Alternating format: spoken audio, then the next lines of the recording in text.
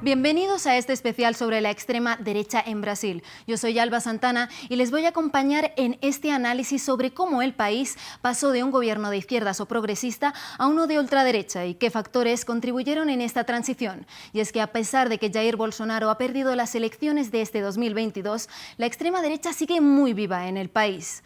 58 millones de personas votaron por él frente a los 60 que le dieron la presidencia a Luiz Inácio Lula da Silva. Veamos cómo se llegó hasta esto. Eran tiempos convulsos en Brasil. En 2013, lo que inició como una ola de protestas en contra de la subida del precio del transporte público, el gasto en la Copa de Confederaciones y el Mundial de 2014 terminó escalando hasta el punto en el que todo ese descontento se centró en una sola figura, la entonces presidenta Dilma Rousseff, que en su segundo mandato empezó a ver cómo su popularidad caía en picada. Nós ganhamos. Somos nosotros quienes ganamos en seguridad e infraestructuras, que son fundamentales. São fundamentais. Pero ese descontento que se había cocinado poco a poco durante los últimos años solo iba en aumento. Y en 2015 la situación del país pareció tocar fondo.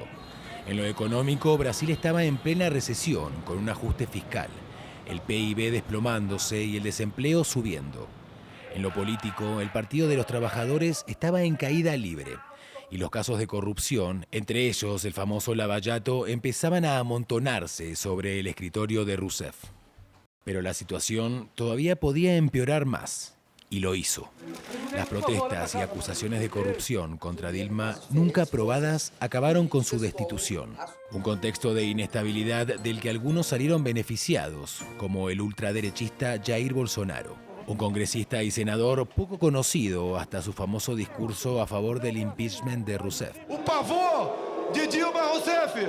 Procedente de una zona rural de Sao Paulo, el ex militar se iba a convertir en alguien muy importante en el país. Bolsonaro hace un discurso votando por el impeachment de Dilma, hablando bien, o sea, homenajeando al coronel Ustra, que ha sido un gran torturador en la dictadura brasileña. Bolsonaro se quedó muy conocido y mucha gente en redes sociales empezó a llamarlo mito y a crear grupos en su favor, porque creo que la gente estaba tan enojada que ya no querían la disputa política saludable, querían la exterminación del otro. Bolsonaro elevaría su popularidad enarbolando un discurso de extrema derecha con el que muchos se sintieron identificados. Ideales que lo llevaron a convertirse en presidente en 2018, cambiando el curso político de Brasil.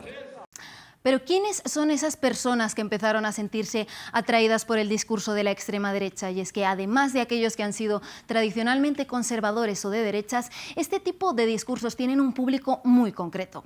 Suelen ser personas vulnerables como jóvenes o gente en situación de desempleo que se sienten aisladas y sienten la necesidad de pertenecer a un grupo que pueda convertir ese sentimiento de insatisfacción en esperanza. Un contexto en el que los grupos radicales llegan para llenar esa sensación de vacío y promocionar su discurso de odio con violencias de diferente tipo, desde comentarios racistas o machistas hasta incluso agresiones físicas.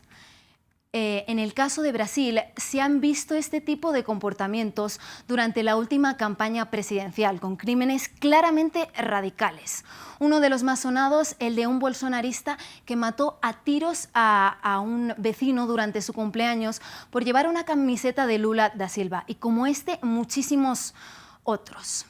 Para propagar este discurso de odio, los principales altavoces suelen ser las redes sociales o los mismos grupos de extrema derecha a través de manifestaciones. En el caso de la retórica concreta de extrema derecha de Jair Bolsonaro, captó a ciudadanos que se autodefinen como gente de bien y que se posicionan contra el comunismo o lo que denominan como ideología de género. Veamos algunos de sus argumentos. Yo voté en el presidente Bolsonaro porque era... Yo voté al presidente Bolsonaro porque representaba la esperanza de mantener el país en la dirección correcta en rumos certos, tirar a gente de esa... y de apartar a nuestro pueblo de un posible socialismo o comunismo que lamentablemente vemos en los países vecinos. El riesgo de sufrir como los países vecinos nuestros. El trabajador quiere trabajar y también soñar. ¿Cómo vas a trabajar y soñar en un sistema que te da un salario muy pequeño y quiere liberalizar las drogas y el aborto? Cada pensa no seu umbigo. Cada uno piensa en su ombligo, entonces votan por algún motivo. Los artistas votaron por un motivo, las emisoras, los periodistas votaron por otro motivo. Cada uno tiene su propio interés. Cada tem o seu interesse próprio. En Brasil, la extrema derecha va mucho más allá de Bolsonaro, pero sí está relacionada con su figura. Entre 2019 y 2021 se ha registrado un aumento de los crímenes de carácter apológico al nazismo, un periodo que coincide con su mandato.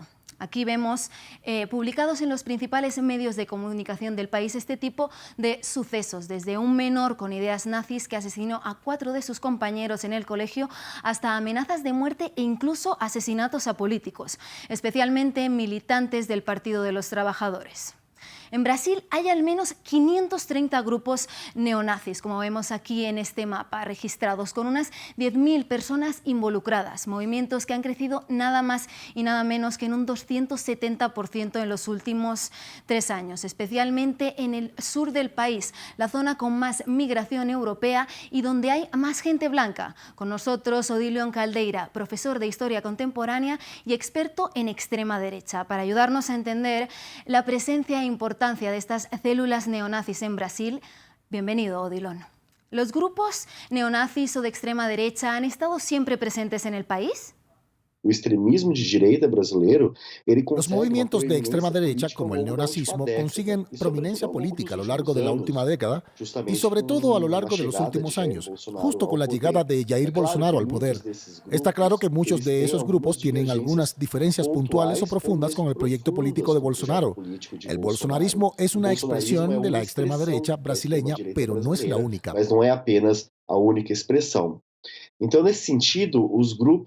Entonces, en ese sentido, los grupos de extrema derecha consiguen dialogar con sectores del bolsonarismo.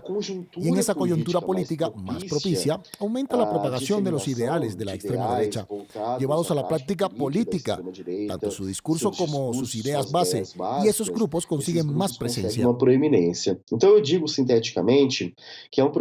Entonces, para resumir, hay un proceso de maduración de la extrema derecha brasileña a lo largo de las últimas décadas, pero también hay una cultura política propicia que da un terreno para la articulación de esos grupos. Y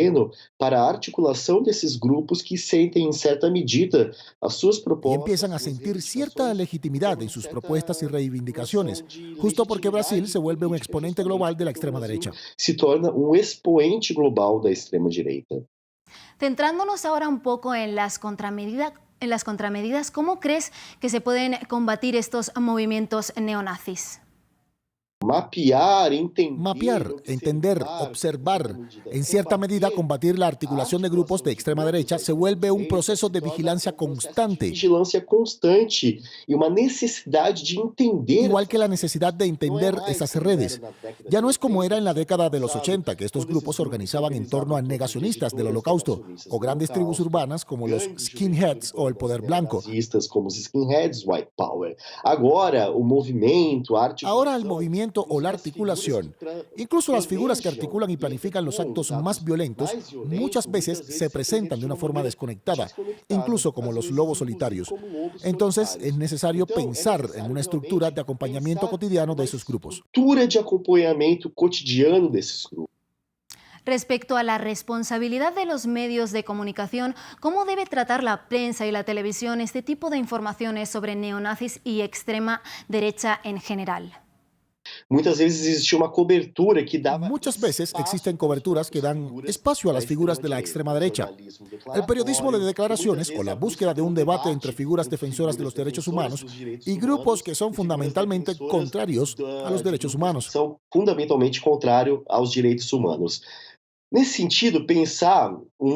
En este sentido, pensar un espacio mediático donde la extrema derecha tiene un espacio para verbalizar su discurso acaba en cierta medida legitimizando y naturalizando estos preceptos políticos e ideológicos.